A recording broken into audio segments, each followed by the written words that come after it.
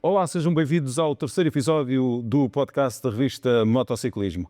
Hoje vamos abordar um tema que está bem quente na atualidade motociclística. Falo, claro, do Autódromo do Estoril e vamos falar também da estreia de Miguel Oliveira no Campeonato do Mundo de Superbikes. Para isso tenho um painel de convidados de peso. Muito obrigado pela vossa presença. Carlos Silvestre, organizador da ronda portuguesa do Campeonato do Mundo de Superbikes, terá lugar mais lá para o final do ano, no Autódromo do Estoril. António Lima, chefe de segurança do Campeonato do Mundo de Superbikes, um nome também ligado há muitos anos ao Autódromo do Estoril, e Armando Marques, presidente da Federação de Motociclismo de Portugal. Muito obrigado aos três pela vossa presença e pela vossa participação neste podcast da revista Motociclismo. Vou começar pelo Carlos Silvestre, antes talvez fazer algum enquadramento relativamente àquilo que vamos falar hoje. O Autódromo de Estoril, inaugurado em 1972, teve praticamente a partir de 1974, depois da Revolução do 25 de Abril, uma existência bastante atribulada, e esses tempos difíceis não foram sempre tempos difíceis. Em alguns momentos tivemos também tempos bons e muito positivos para o desporto motorizado em Portugal, desde logo com a passagem, com o regresso da Fórmula 1 a Portugal, mas também com a passagem do MotoGP durante muitos anos no Autódromo de Estoril. Momentos desportivos importantes para o desporto motorizado em Portugal, mas a existência em si mesmo do Autódromo de Estoril tem sido uma história conturbada e complicada ao longo dos anos. Vivemos mais um momento desses, particularmente nos dois últimos anos. A situação tem-se vindo a degradar em termos de infraestrutura, digamos assim. Recentemente, já este mês de março, é bom recordar que o Autódromo de Estoril é propriedade do Estado, através da sua empresa que gera este tipo de infraestruturas, a Par Pública, 100% detido pelo Estado. Estado que tem responsabilidades também na promoção e no desenvolvimento do desporto em Portugal, e não tem, de acordo com a nossa opinião, feito talvez o melhor trabalho nessa vertente em relação ao Autódromo do Estoril.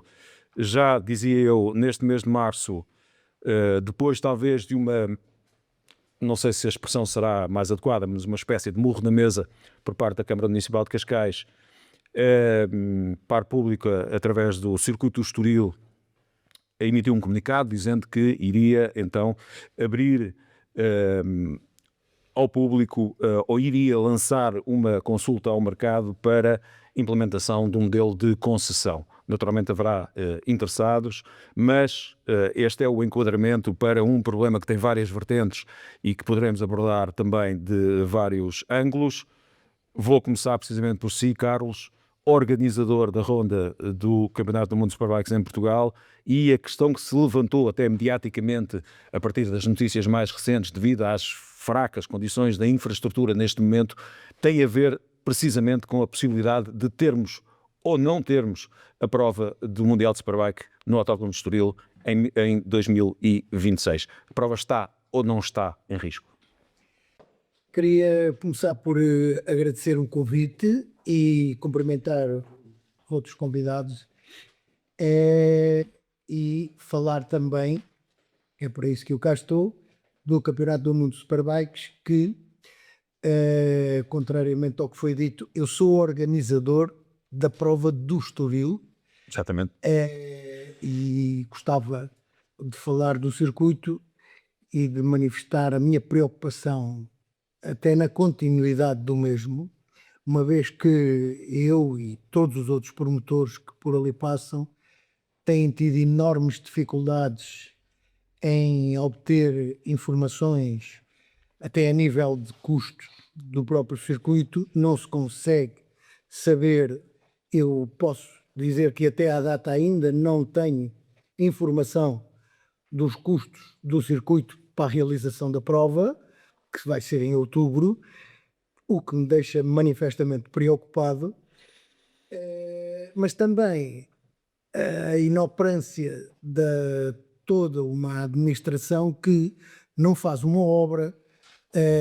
Temos uma pala que está em riscos de cair e que obrigou a encerrar a bancada A, que já me prejudicou bastante no ano transato, este ano, em conversa com a senhora administradora que está no circuito, não manifestou disponibilidade para gastarem um cêntimo na reparação da mesma ou na remoção, que visto com bons olhos Seria uma solução. mais adequada, mais económica, podendo posteriormente colocar ou não a pala, porque ela só é bonita, que é ineficaz para tudo, não vale nada para a chuva nem para o sol. Portanto, penso que seria uma solução agradável para todos. Agora, em termos de infraestruturas, e não falando só na bancada A, tudo o resto está decrépito e a cair. Não há uma obra, Carlos, quando diz tudo o resto, refere-se ao Media Center, à torre de controle, ao hospital, boxes. boxes, tudo aquilo que circunda a pista, porque a pista está em excelentes condições, mas tudo aquilo que circunda a pista, simplesmente para se utilizar, por exemplo, pronto, para se fazer uma zona de refeições, temos que criar uma infraestrutura. Está lá um bar que está permanentemente fechado, ou quase. Temos a sala, o Media Center, que não tem condições para nada. E eu não consigo compreender o porquê ou o que é que os move a não fazer nada. Eu ainda não consegui perceber. Se há muita ideia de que a par pública, enquanto responsável pela infraestrutura, andou a arrastar os pés durante muito tempo e deixando até no ar a ideia de que seria eventualmente, eu não queria utilizar a expressão, mas propositada esta atitude para que as instalações se degradassem a um ponto em que a situação se tornasse irreversível. É possível pensar desta maneira ou não? Com este cenário, penso que é possível pensar em tudo, porque só agora, e há muitos anos, como foi dito, que esta falta de melhoramento e de investimento no circuito, já há tantos anos que existe esta falta de investimento, parece que os objetivos não são a continuidade. E isso assusta quem gosta do circuito e quem gosta do país, não é só do circuito, porque aquilo, além de ser um excelente meio de comunicação para o turista, porque não nos podemos esquecer que Portugal não é há muitos anos que o turismo tem tido um crescimento enorme, e esse crescimento deve-se muito ao circuito e às provas e a todos os eventos internacionais que se realizam em Portugal. Portugal era muita vez confundido lá fora com uma província espanhola, e foi a Fórmula 1 que iniciou-se em 84, e depois o MotoGP e as Superbikes, tudo isso veio trazer a Portugal os turistas que temos hoje. Não é por acaso, nem com slogans publicitários que eles chegam a Portugal. Agora, não podemos, e penso que isso é mais um alerta, semelhante àquilo que o próprio Presidente da Câmara fez há uma semana atrás, que tem que se fazer qualquer coisa naquele circuito, tem que se entregar a alguém que saiba gerir. E isso, agora, com o alerta que o próprio Presidente o Presidente da Câmara veio dizer que fecharia o circuito, eu penso que ele tem toda a razão para o fazer, porque se ninguém faz nada, só depois da conversa que ele teve e veio tornar a público de que fecharia o circuito, é que a par pública Reagiu. reagiu, e parece que parece, porque isto só quando se vir pode ter Exatamente, pelo menos foi o que foi anunciado. Não? é que vai lançar um concurso para a exploração do circuito durante não sei quantos anos. Eu acho, da minha opinião, acho muito bem. Vou resumir tudo aquilo que me disse até agora, Carlos. Ficamos completamente na dúvida se há condições para termos a ronda de outubro do Mundial de Superbike. Eu há bocado referi o Mundial de Fórmula 1 e também o Mundial de MotoGP.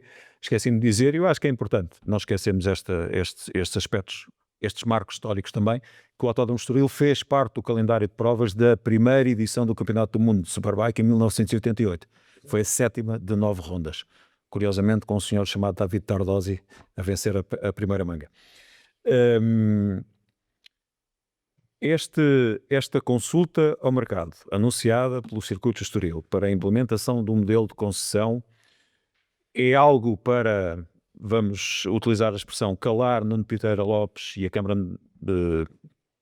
Municipal de Cascais, ou é algo que, de facto, vai efetivamente acontecer e haverá interessados para assumirem esta concessão? Eu, quanto a isso, a resposta é curta. Sim, terá que ser naturalmente. Temos que olhar para o caderno de encargos que aí venha. Exatamente. E é uma coisa muito engraçada. Se calhar, nas entrelinhas desse caderno de encargos, vamos perceber o porquê de só agora. E o porquê de deixar cair o autódromo neste estado. Não tenho muito mais a acrescentar. Vamos ter que aguardar, não é? Vamos ter que aguardar. Eu espero é conseguir realizar a corrida. Sim, esperamos todos. E espera também a Federação Internacional de Motociclismo e a organização do Mundial de Superbike. António Lima, tu, para além de estares nesta posição intimamente ligada à organização do campeonato, como chefe de segurança, és também uma pessoa muito ligada ao Autódromo de Estoril, não é? Estás lá há muito tempo. Como é que tu vês toda esta situação? Isso, antes de mais, obrigado pelo convite. O estar lá há muito tempo significa que estamos a ficar velhos, portanto, pode não ser uma boa premissa. Eu queria corrigir aqui uma coisa que o Carlos disse. O circuito dos últimos anos tem feito alguns investimentos muito importantes a nível técnico. Aí sim o circuito, eu considero que está ao nível do mais moderno que existe. E quando digo nível técnico, refiro-me ao CCTV, às câmaras, aos Control Track Limits, às vedações FIA, etc. Tudo isso foi um investimento feito pelo circuito e que realmente o torna, em termos técnicos e operacionais, um circuito moderno. Quanto ao resto, estou completamente de acordo com o Carlos Silvestre. O circuito do Estoril é único. E é único porque não tem uma bancada, é único porque não tem um sítio onde as pessoas possam comer uma sopa, é único porque chove dentro das boxes, é único porque não tem salas suficientes para as organizações internacionais, então isso torna o único no pior dos motivos. Em termos técnicos, é dos mais modernos e capazes do mundo, em termos de pista e parte técnica. No resto, é único porque é provavelmente um dos piores circuitos em termos de instalações e de facilities, por assim dizer. O autódromo há muito que sabe e que tem essa informação de que aquilo que é necessário, quer da parte da FINO, quer da parte da FIA, os inspectores têm sido claros ao longo dos últimos anos sobre a necessidade de fazer obras. E há que perceber que os circuitos não são coisas estáticas, têm que evoluir, têm que se modernizar, têm que ser cada vez mais seguros e adaptados às modalidades tanto de motociclismo como de automobilismo. E, portanto, o circuito sabe há muitos anos exatamente as obras que nós recomendamos e que são necessárias, porque nós temos que garantir uma coisa muito importante no desporto motorizado, é a segurança dos participantes. E muitas vezes, para garantirmos essa segurança, são necessários fazer alterações. E o circuito sabe quais são essas alterações, tem havido toda a flexibilidade da FIM em poder calendarizar, programar no tempo essas alterações. Eu espero, e é uma suspeita que eu espero que não se concretize, que o objetivo desta administração do circuito seja, tal como o resto do circuito, empurrar com a barriga para a frente as obras que são necessárias. São necessárias para os pilotos e deveriam ser necessárias também para uma administração que quer um circuito mais moderno e mais seguro. Portanto, nós temos um conjunto de recomendações que foram feitas ao longo dos anos. Algumas tornam-se cada vez mais prementes de serem feitas porque têm acontecido até acidentes e a nossa responsabilidade para com os pilotos é garantir que o circuito tem as condições para os correr. Eu sei que a FIA também teve uma inspeção em janeiro. Eu tive já uma reunião com o inspetor que inspecionou o Estoril. Estamos muito alinhados nas obras que são necessárias para ambas as federações. Eu acho que esta também é uma alteração que houve pressupostos no passado. Os inspectores das ambas as federações, cada um puxava os seus galões, e eu acho que é a responsabilidade das federações porem-se de acordo e facilitar a vida ao circuito e não complicar a vida ao circuito. E, portanto, o Peter Roberts, que é o inspetor da FIA, que tem o circuito do Estoril também, reuni com ele na inspeção de um outro circuito na Bulgária e estamos muito alinhados naquilo que deverá ser o futuro do Estoril em termos de obras pode tornar um circuito cada vez mais moderno. Falaste no papel das federações e aproveito para passar a bola. Eu queria que este podcast assumisse um bocadinho aqui o formato de conversa informal e não tanto pergunta-resposta. Não queria estar aqui numa inquirição muito marcada, preferia que fôssemos conversando ao longo do tempo. Portanto, sempre que precisarem ou quiserem intervir e interromper um dos outros membros do painel ou a mim próprio, estejam à vontade.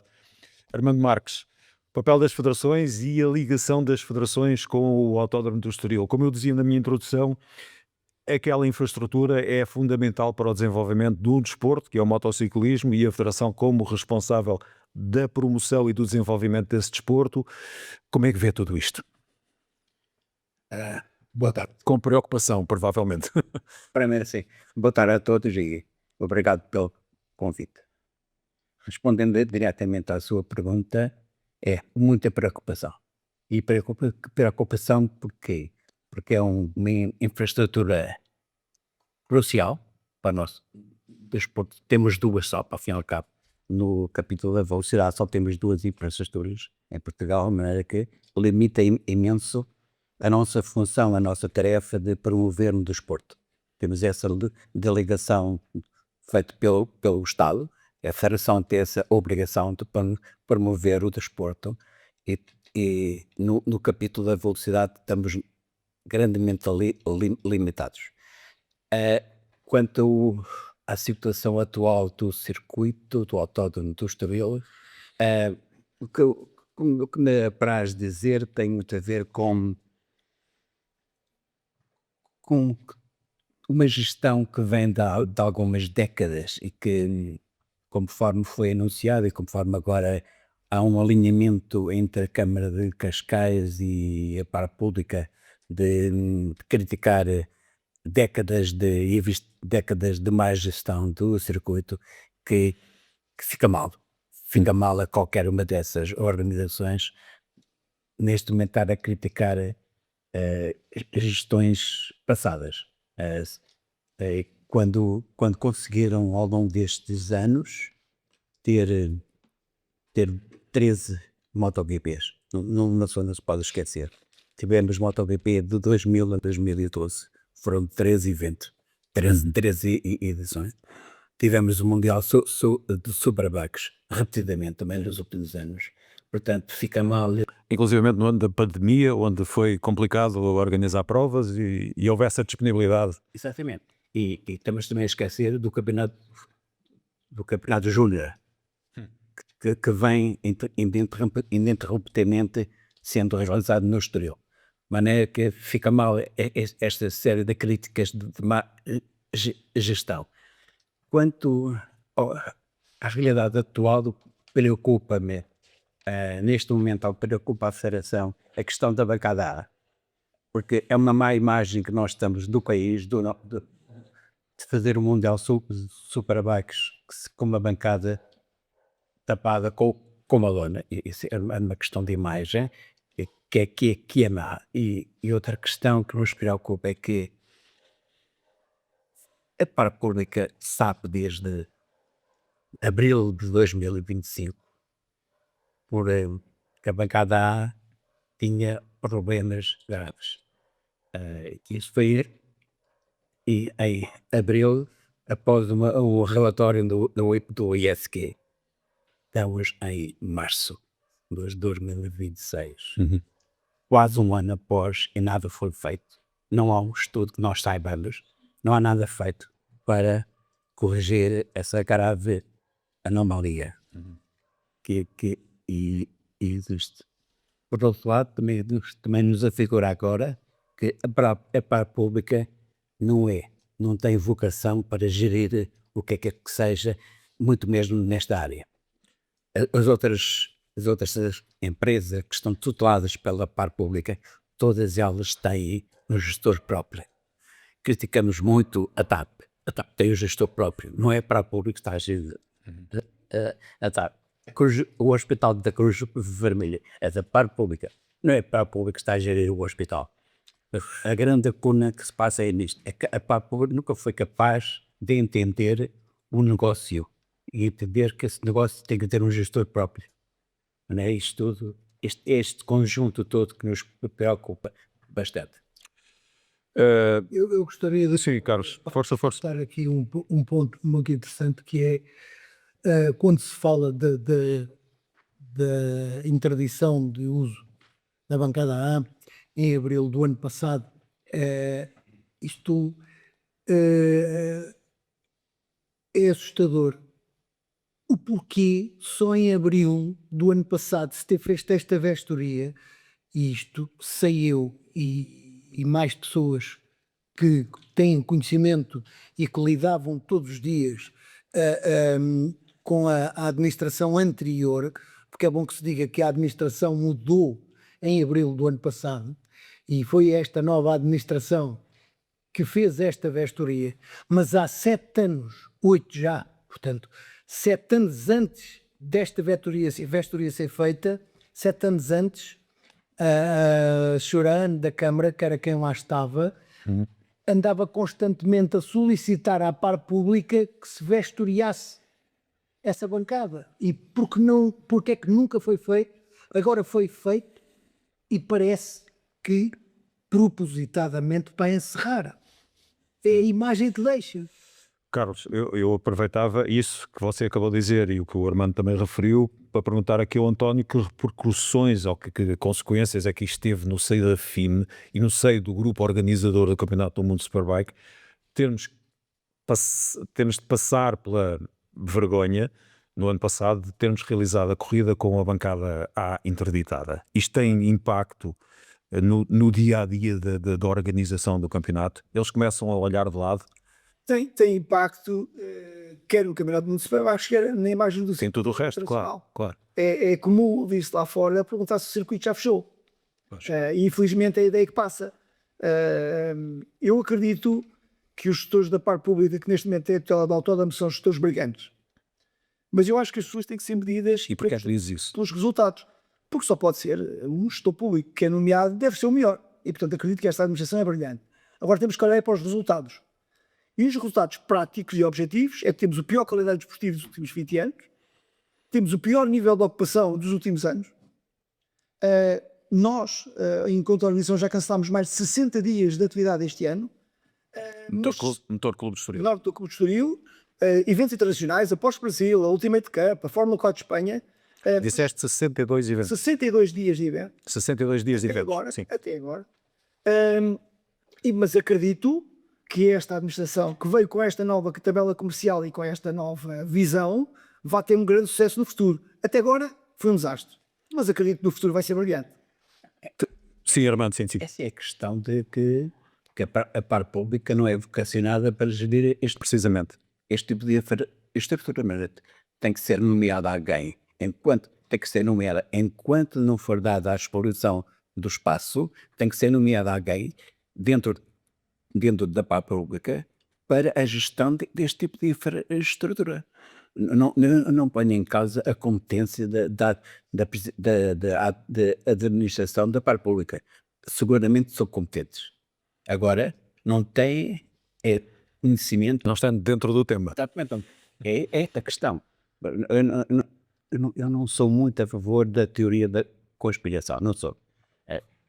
Percebo este tipo de raciocínios, mas não defendo, não os defendo. Mas acho que para o público tem que escolher alguém que saiba do negócio e que ainda não fez. Mas só para acrescentar aquilo que o Vitor disse em termos de superbikes, é óbvio que se fala, é óbvio que há dúvidas do Estoril, não foi dito a mim particularmente, mas eu sei que já há um circuito pré-reservado para o caso de não haver Estoril, porque as dúvidas sobre o Estoril não é só no Superbike, é no Mundial Júnior, é no Estoril Classic, ou seja, eu acho que hoje em dia ninguém tem a certeza que vai acontecer o que quer que seja no Estoril, porque as surpresas e a política comercial muda rapidamente e é evidente que um produtor, como o Carlos, ou como as Superbikes, ou como o Mundial Júnior, tem que ter segurança de que aquele circuito vai ter as condições para receber aquele evento e que as condições se mantêm e podem ser asseguradas. E essa incerteza que se vive neste momento é aquilo que eu acho que está a prejudicar mais o Estoril. É muito comum hoje, em vez de falar de Estoril lá fora, adoram o Estoril, as pessoas adoram o Estoril, eu vou a dezenas de circuitos. E eu atrevo-me a perguntar a alguém que me diga um circuito com localização de Cascais, a meia hora do aeroporto internacional, com uma pista de elevadíssimo nível, com uma infraestrutura de apoio a quem nos visita, quer pilotos, quer equipas, quer convidados ou espectadores. Opa, das superbikes são 1000 pessoas. Estamos a falar de um aluguer mínimo de 700, 800 quartos por fim de semana. Portanto, eu percebo a revolta e a indignação do Presidente da Câmara, que tem uma infraestrutura no Conselho que tem um potencial Gigantesco. Sim. com investidores que querem investir, e quem o gere nem investe, nem passa essa gestão a alguém. Nem Nem investe, nem deixa investir. Não investe nem deixa investir. E, portanto, eu percebo que não sejam vocacionados, percebo que o Estado não esteja vocacionado para gerir empresas, sobretudo que vivem a nível da concorrência. Eu acho que o Estado deve gerir bibliotecas, lares, coisas de utilidade social. E empresas que vivam em concorrência, o Estado tem que receber o benefício. Ou seja, o Estado tem que ter um benefício, ter aquele ativo, e com esse ativo valorizado, receber mais contrapartida do que aquele que recebe. Carlos ia dizer, E a acrescentar uma coisa que é muito importante e que, volto a frisar, não serve só a mim, serve aos outros promotores e organizadores, que é, não se podem mudar as regras a meio do jogo. Repare, eu tenho um contrato com a Dorna por 3 anos e neste preciso momento, era a altura de o tentar alargar, porque a conjectura seria ideal para podermos ter, durante pelo menos mais 4 anos no Estoril, o Mundial Superbike. o Mundial de Superbikes. Mas isto é um problema, eu não posso remendar esse passo, porque estou-me a crucificar a mim próprio. Repare, Claro, não se pode comprometer com uma incerteza, não? futura. Uma incerteza eu já tenho. Sim, a incerteza já tem. Que é, eu fiz um contrato e este ano, além de ainda não comunicarem os valores, já não sabermos os valores, a mim, à Federação, porque a prova é inscrita e portanto, o pedido ao autódromo é através da Federação, torna tudo muito mais ágil relativamente à ligação FIM, Federação, Claro. Circuito. Há aqui uma coisa muito interessante, é que, baseado numa tabela que me foi concedida, e eu não me considero um burro a fazer contas, que é a palavra mais correta, eu cheguei à conclusão que, face ao que paguei o ano passado, tinha um aumento de 11 vezes, que me punha a pagar o circuito acima dos 200 mil euros, que se torna incomportável, e não foi isto que eu, na altura... Contratou. Essa questão é delicada também e sensível, porque uma das queixas que se fazem precisamente tem a ver com com a subida dos preços dos espaços, dos serviços, etc., tudo ligado ao autódromo. Ora, parece que, uma vez mais também, aqui há um crescendo desta inflação, esta inflação dos preços de aluguer para tudo o que é serviço no Autódromo de Estoril, que vai prejudicando cada vez mais. Eu não sei, eu penso que terão ideia de quantos dias de ocupação terá. Não sei se algum de vocês tem, quantos dias de ocupação estarão contratados neste momento para o Autódromo de Estoril neste ano. Eu posso dizer que eu, o Motor Clube do Estoril, reservei cerca de 150 dias, já incluindo os dias que são reservados através da Federação para o Motociclismo, neste momento. E já cancelaste os tais 62. Pois. Mas Isto porque, pegando precisamente naquilo que vocês estavam a dizer também, de que o autódromo se enquadra num quadro concorrencial dentro da sua atividade, nós tivemos há dias no Autódromo Internacional do Algarve e foi-nos dito que tem 94% de taxa de ocupação. é normal, deixa-me só acrescentar uma coisa que é assim, eu percebo, e tem a ver com aquilo que o Armando falou, do conhecimento deste mercado, percebo que quando uma administração chega a um circuito se quer comparar com outros circuitos e a tabela para esses outros circuitos. Agora, basta ter o mínimo de razoabilidade para perceber que o preço do Estoril não pode ser o de Barcelona nem o de Portimão. É fácil. Porque Valência não é o preço de Portimão, de Barcelona, De Barcelona. nem de Spa. Portanto, cada circuito tem as suas características, especificidades e tem o seu valor. É preciso perceber que o Estoril está a 1.600 km do centro da Europa, ou 2.000 km. E, portanto, tem a localização, tem tudo isso, mas é uma estrutura antiga. E quando se tenta equiparar os preços de realizar um evento no Estoril, a Portimão ou a Barcelona, é não ter sequer bom senso. E mais, o problema do aluguer e da atualização de preços que foi feita para o Estoril não está incorreto. O preço de aluguer foi estabelecido na tabela de preços, não está incorreto. O problema, e eu dou sempre esta comparação, é que o circuito de Estoril neste momento é como alugar uma casa. E depois o Vítor diz, agora vamos cozinhar. Ah não, o fogão é à parte. Mas depois quero ir dormir. Ah não, mas a cama é à parte. Quero ir à casa de banho. Portanto, eu vou dar só um exemplo. Um evento de competição tem direito a 10 boxes. Se fizermos das restantes, o aluguer das boxes é mais caro do que o aluguer de circuito. Mais, um promotor faz um evento, tem que dar um espaço para as pessoas beberem água, beber café, que o circuito não tem. Esse espaço é pago. Queremos montar uma estrutura, como muitos promotores fazem, para ter uma mesa para dar um almoço. Além de ter que pagar a tenda, além de ter que pagar a estrutura do catering, o circuito ainda exige o aluguer do chão para montar uma infraestrutura que o circuito não tem. Outro exemplo, o circuito não tem salas suficientes de acordo com aquilo que é especificado para os grandes eventos internacionais. Salas para o marketing, para a organização, etc. Eu posso dar um caso caricato do ano passado. O ano passado o circuito de Estoril pediu-nos a nós, no Clube Estoril, 2.250 € para se ter uma sala ao presidente da FIM trabalhar. Para poder trabalhar. Que está no protocolo que tem que aceder. Portanto, o problema do circuito do Estoril foi querer aumentar a receita que é lícita, mas de uma forma que não é viável para os promotores. Ou seja, o aluguer do Estoril tem a ver com o estado atual do circuito, ter em conta as características e os problemas e as dificuldades que o circuito tem e ajustar isso à realidade. Não é preciso montar tendas no Algarve. Não é preciso pôr food trucks no Algarve porque já tem. É o desconhecimento do negócio. Exato. É o desconhecimento do negócio. Porque a questão do aluguer da pista, apesar de ter tido um aumento em relação a 2025, eu não considero que não seja razoável. Realmente. Agora, toda a outra área de apoio é que tem aumentos insuportáveis. E incompreensíveis. E revelo desconhecer tudo que se passa à volta. É preciso criar condições. Não se pode alugar o que não se tem. Claro. Eu percebo no Algarve, Lá só se tem uma pista. mas ao caso, Não está mais nada. eu percebo no Algarve que tem lá uma pessoa que paga uma renda para ter um restaurante e um snack bar. Tu queres montar uma food truck e tens que ir pagar. Então, mas Porque alguém já está a pagar. Agora, quando não tens, quando é preciso montar casas de banho, as bancadas, porque não há casas de banho. Quando é preciso montar um hospitality, como se monta para os Parabytes e para o Porsche Brasil, foi uma das razões de não virem, e tem que, como não há um espaço, não importa, montar lá um espaço, tem a torre VIP, tem salas para catering, daí e eles a cobrar. Exato. aluga-se, cobra-se. Agora, paga-se para montar, paga-se o piso onde se instala uma infraestrutura que Que o circuito não tem para oferecer. O ano passado, é que isto ainda seria uma novidade, que é, eu estou a pensar para as superbikes montar. O ano passado já montei para substituir a bancada A. Este ano estou a pensar montar 5.000 lugares no miolo do circuito.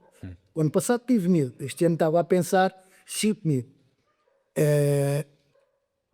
Continuando a não ter a bancada A, será manifestamente insuficiente. Mas isto para dizer que o ano passado, felizmente, o paddock esgotou. E isto foi uma... O que comprova que há interesse, sobretudo aqui na região da Grande Lisboa, que muitas vezes as pessoas, até pelos custos que isso envolve também, têm mais dificuldade em deslocar-se ao Algarve, têm aqui a oportunidade à porta da capital de contactar com um espetáculo de primeira qualidade no motociclismo desportivo. Não? Mas, repare, isto para dizer o quê? Eu, por exemplo, por cima das boxes, tenho que criar infraestruturas porque os contratos com a Dorna assim o obrigam. Eu tenho que ceder um determinado espaço a eles, coberto para eles servirem as refeições de lado, VIPs e não sei o quê. Portanto, isso é cobrado. Claro. Mas se o circuito não tem infraestrutura, vou pagar 2 vezes. Claro. Vou pagar o espaço a eles será que eu também vou pagar o espaço, agora estou-me a lembrar, será que eu também vou pagar o espaço das bancadas que vou ser eu a montar? Que essa é outra questão. Sim. Se calhar vão, que eu também A bancada está acessível. reparei, o que eu reparei há 2 anos, e está em muito maus estados, mas ainda se consegue utilizar, alugando casas de banho, como é evidente, criando ali alguma infraestrutura, De apoio. consegue-se. Armando, perante este cenário de dificuldade, para a utilização daquele espaço enquanto infraestrutura desportiva, a Federação de Motociclismo de Portugal tem conversado com a sua congénere automobilística e em conjunto estão a debater sobre este tema ou não? Estamos. Já tivemos uma reunião em conjunto com a Secretaria de Estado do Desporto, ao fim e ao cabo, com a Tutela, já tivemos essa reunião, e esperamos, aguardamos resposta da Tutela sobre as questões que foram colocadas para novamente nos sentarmos à mesa. Em relação à atividade nossa da Federação de Motociclismo, temos tido reuniões com a parte pública, tentar perceber como na área do motociclismo ou na área do campeonato nacional conseguimos ultrapassar algumas dificuldades que nos estão a ser impostas, e na última reunião foi bastante profícua e estamos a alterar uma série de procedimentos que são impostos à outra federação e aos particulares para deixarem de ser impostos para o Campeonato Nacional de Velocidade. Depende de conseguido. Não queria deixar de tocar noutro tema relacionado com este, que tem a ver com a questão do ruído e das queixas dos moradores e da associação, creio que se chama Baixo Ruído, constituída por moradores e comerciantes da zona limítrofe e em redor do Autódromo do Estoril, que se queixam do ruído constante provocado pela utilização da pista. Isto não é um problema exclusivo do Autódromo do Estoril, acontece um pouco por toda a Europa. Talvez o primeiro grande caso que veio mais a público terá sido do circuito de Jarama, nos arredores de Madrid, onde foram construídos alguns condomínios muito próximos da pista, e depois as pessoas que ocuparam que adquiriram habitações nesses condomínios vieram a queixar-se do ruído provocado por uma infraestrutura que já existia e que já lá estava quando essas pessoas adquiriram essas mesmas habitações. Passa-se um bocadinho isso também com o Autódromo do Estoril.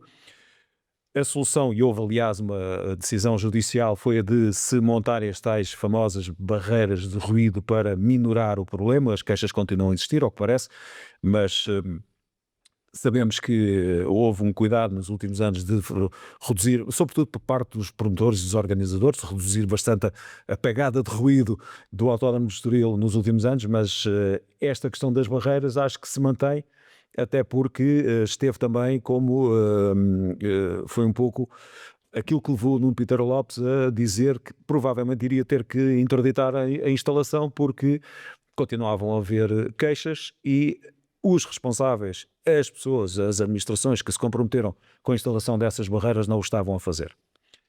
Eu diria que continuará a haver queixas agora do ruído só se for dos pássaros, porque sem atividade não estou a ver de onde é que vem o ruído. O que se passa no circuito de Estoril em termos de ruído passa-se em dezenas de circuitos no mundo todo. E todos os circuitos têm este problema. Só que o analisam de uma maneira diferente, que é: vamos trabalhar em conjunto para reduzir a incomodidade e manter uma atividade que é importante para a zona e para o país. Todos os circuitos têm este problema. Eu posso dizer que o circuito mais recente do MotoGP, Balaton, que tem esse problema. Apesar de ter uma vila perto, as pessoas queixavam-se. Primeiro é preciso ver que muitas vezes a associação baixo ruído tem um grande ruído. E o grande ruído advém da elevada capacidade financeira que um conjunto de vizinhos do autódromo, sobretudo estrangeiros, levantaram ao viver para um país onde, quando chegaram, já estava o autódromo. Eu fiz parte das testemunhas do circuito e eu até fiquei comovido com uma habitante da Penhalonga dizer que estava preocupada com a sanidade mental dos presos do União por causa do barulho do autódromo. E fiquei verdadeiramente comovido com a preocupação da senhora com os presos do União. E o tribunal do que disse foi, para questões desportivas não havia qualquer limitação. A administração anterior, a administração quer dizer, a diretora-geral anterior, teve o bom senso de, sem ser obrigado, sem nenhuma indicação do tribunal, reduzir o horário de ruído. Porque no tribunal não indicou nada em termos de competição. Pode-se fazer barulho das 8 da manhã às 9 da noite. E ela teve a iniciativa e informou os promotores e sensibilizou os clubes para, de uma forma, neste caso, só partir de um dos lados, reduziu a atividade, obrigaram a uma hora de almoço, reduzir a atividade, não acabar às 7 ou 8 da noite, acabar às 6. Portanto, foram tomadas medidas mitigatórias do ruído por parte da administração anterior do circuito. Quando digo administração, ano da Câmara. E o ruído realmente tem sido controlado. Eu desafio a parte pública a mostrar, por exemplo, que se acabou os track days por excesso de ruído. Gostava de ver os relatórios onde dizem que passou o ruído naqueles dias porque as medições são feitas. Se calhar o ruído que era provocado pelos track days, que foram acabados, aquilo que terminaram, e que são importantes também até para motivar e criar novos pilotos, porque os pilotos não se fazem ir ao Cabo da Roca, têm que ir ao autódromo, têm que participar num dia, perceber se gostam daquela atividade, se têm jeito, se têm capacidade. E, portanto, para esses eventos são fundamentais para o futuro do motociclismo. O problema que são as barreiras sonoras deviam ter sido colocadas por esta administração. Portanto, vamos resolver o problema como? Cancelando eventos e não criando a solução para o problema. Porque eu acho que o tribunal não disse que o excesso de ruído era nos track days de motas. O objetivo não é reduzir o barulho dos track days de motas, é reduzir o barulho habitual da atividade do autódromo. E as barreiras são fundamentais para isso. Claro.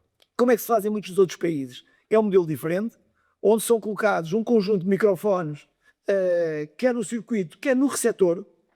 Os microfones do Estoril estão junto à pista. Ora bem, se nós estamos a incomodar As pessoas da Penhalonga, da Penhalonga, os microfones deviam lá estar. na Penhalonga e na Beloura. Pronto. E todos os circuitos têm esta medição online. Há sempre, por exemplo, é muito claro, os eventos que não são de competição, diz ao promotor, olha, você tem X decibéis para gastar. E às 11 da manhã, imagine-se, está no nível máximo, o evento tem que parar. Até nisso o Estoril criou medidas, porque a zona mais preocupante de barulho, que é a zona da variante e da Orenha, foram criadas medidas mitigatórias para que nos eventos onde se começasse a perceber que o ruído médio estava a chegar ao limite, criaram o que nós chamamos de código 60. Ou seja, naquela zona da pista só se podia circular a 60 e isso reduzia o nível médio. Se isso não fosse suficiente, parava-se o evento.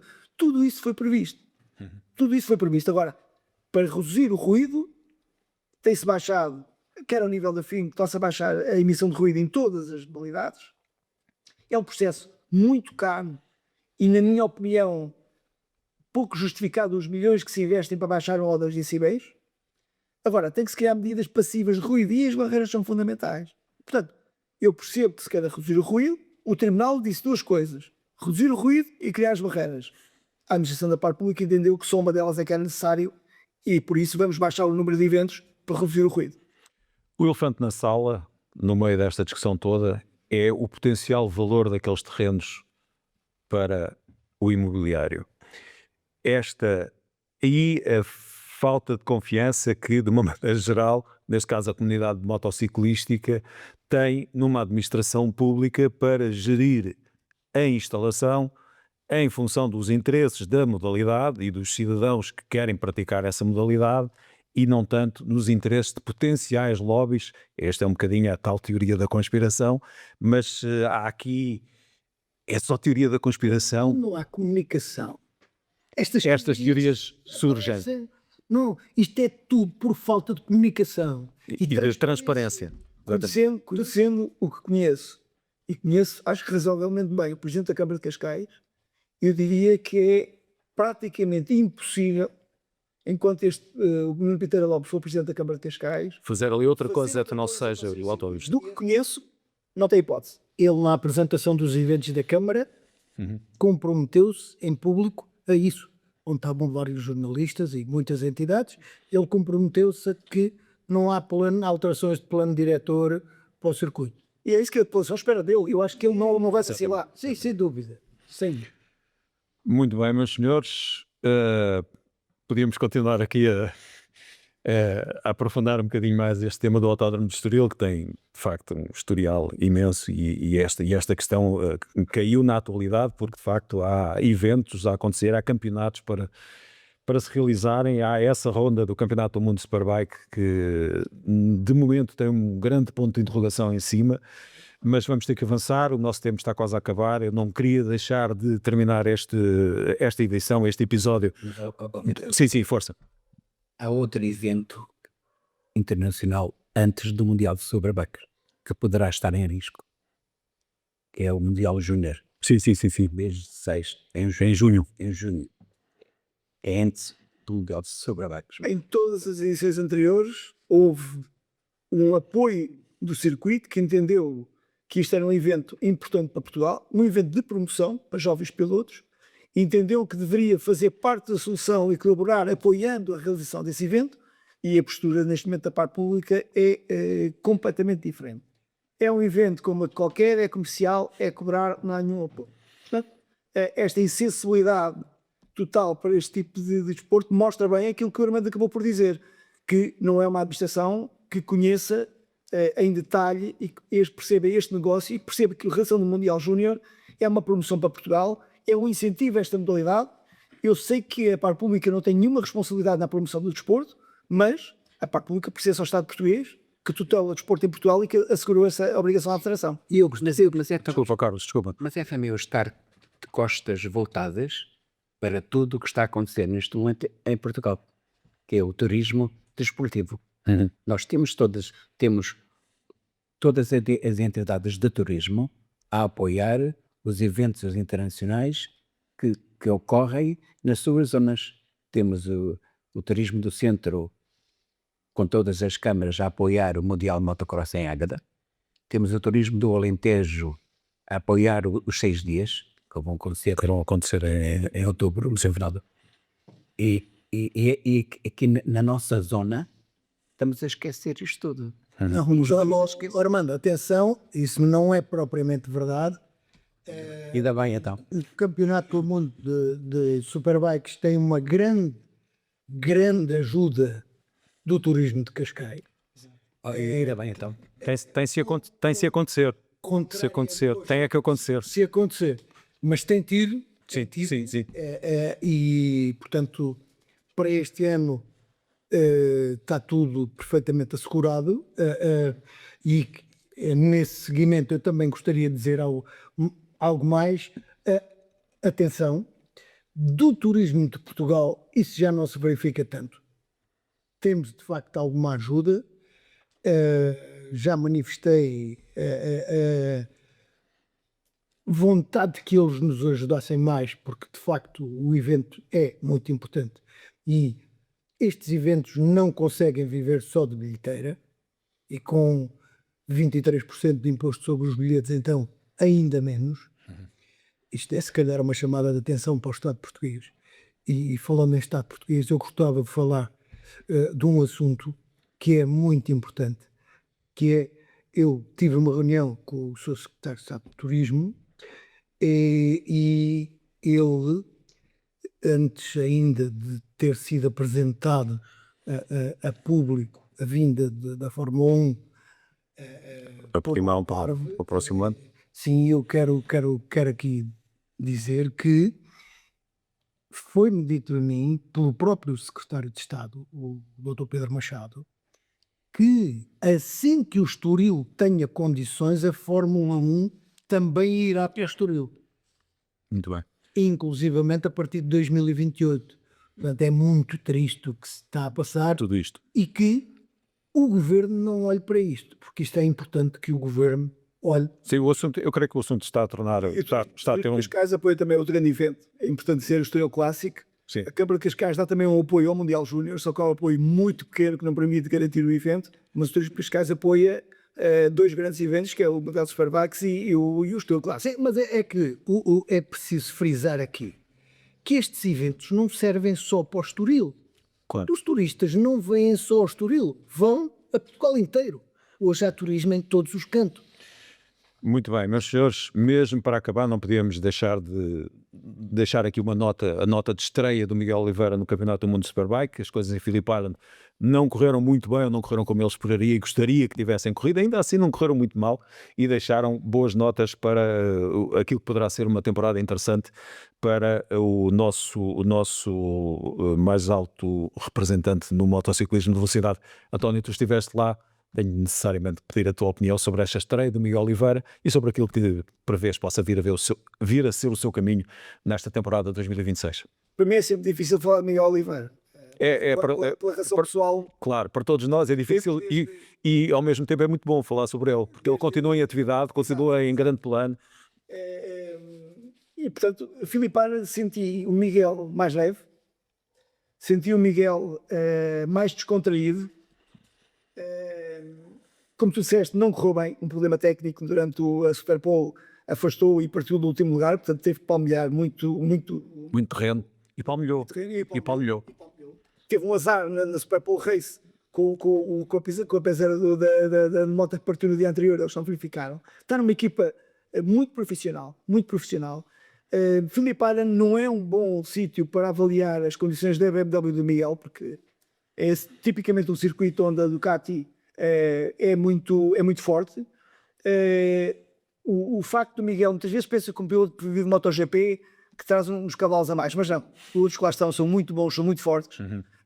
Eu há bocado dizia-te isso em off, o Miguel tem um excelente companheiro de equipa, o Danilo, como pessoa, como homem, como colega, é uma pessoa fantástica, e achei a equipa focada no Miguel, achei o Miguel comprometido e sobretudo motivado por um novo desafio. Ele gostou muito pouco da pré-temporada e obviamente, quer queiramos, quer não, Miguel, uma das crianças de cartazes do Mundial de Superbikes este ano. Sem dúvida. Vamos ficar por aqui. O episódio número 3 do podcast da revista Motociclismo tem que chegar ao fim. Não posso terminar sem vos agradecer generosamente a vossa presença. Armando Marques, António Lima, Carlos Oeste, muito obrigado por terem vindo. Nós regressaremos daqui a um mês com um novo episódio do podcast da revista Motociclismo. Até lá, já sabe, pode continuar a acompanhar-nos nas plataformas digitais, em motociclismo.pt e também acompanhar todos os sábados o programa Motorcycle Sports na Sport TV+. Obrigado pela vossa presença. Até à próxima.